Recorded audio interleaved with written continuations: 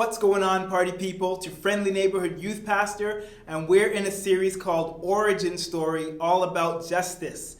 This is part one of a two-part video with the title, Heroes Are Stronger When They're on a Team. You ready? Here we go. There's no doubt you can always accomplish more with the right team than you can accomplish on your own.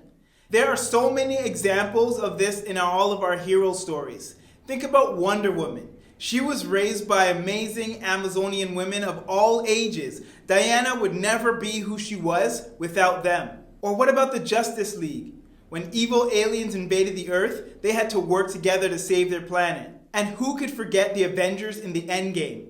In their epic final battle, Captain America really needed their help. And what about the 2019 NBA champions, the Toronto Raptors? They were a great example of a team that really came together to win a championship.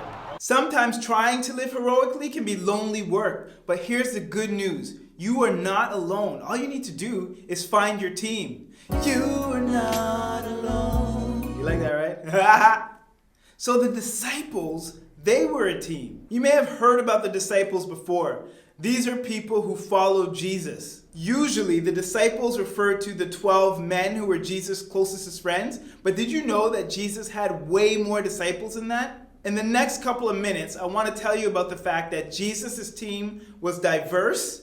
It had ordinary people. And then in the next video, we're going to talk about how Jesus' disciples were on a mission and how they sometimes struggle with each other. So let's start by talking about how they were diverse. On Jesus' team of 12 disciples, it was a pretty interesting mix of people. They had Peter, Andrew, James, John, Philip, Bartholomew, Matthew, another James, Thomas, Simon, Jude, and Judas.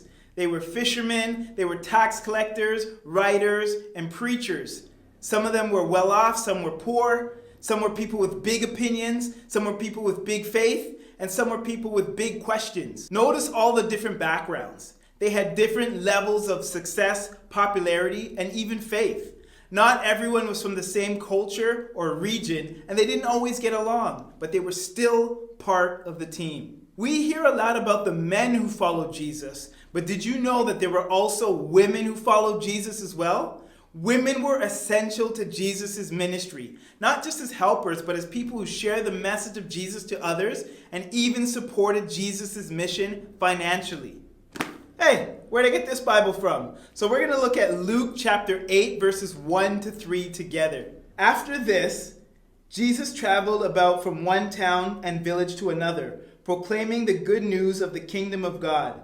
The 12 were with him, and also some women who had been cured of evil spirits and diseases. Mary, called Magdalene, from whom 7 demons had come out. Joanna, the wife of Chuza, the manager of Herod's household. Susanna, and many others. These women were helping to support them out of their own means. We'll stop there for now.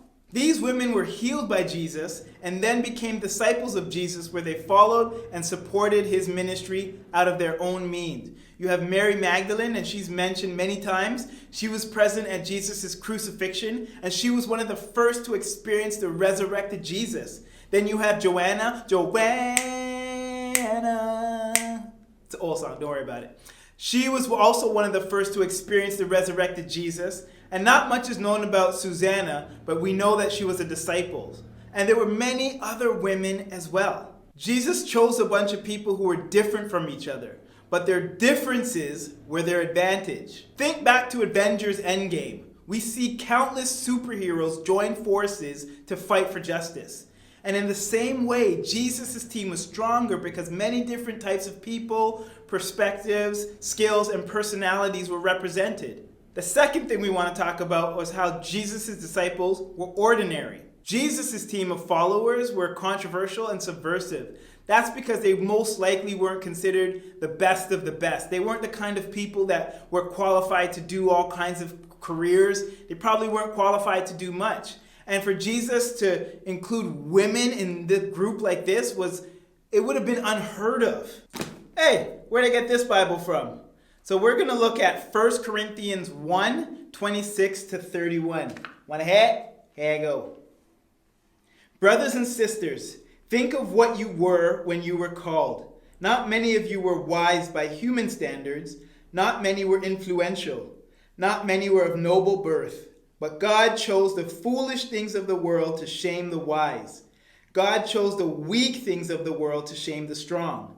God chose the lowly things of this world and the despised things and the things that are not to nullify the things that are, so that no one may boast before him. It is because of him that you are in Christ Jesus, who has become for us wisdom from God. That is, our righteousness, holiness, and redemption. Therefore, as it is written, let the one who boasts, boast in the Lord. We'll stop there. The world may have looked at the disciples and not seen anything special, but aren't you glad that God chooses ordinary people to do extraordinary things?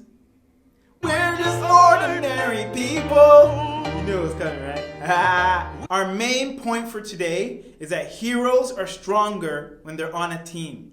Heroes are stronger when they're on a team. In part 2, we'll look at how Jesus' team was on a mission and how they struggled to get along. But that's all for now. The Lord bless you and keep you. The Lord make his face shine on you and be gracious to you. The Lord turn his face towards you and give you peace. See you next time.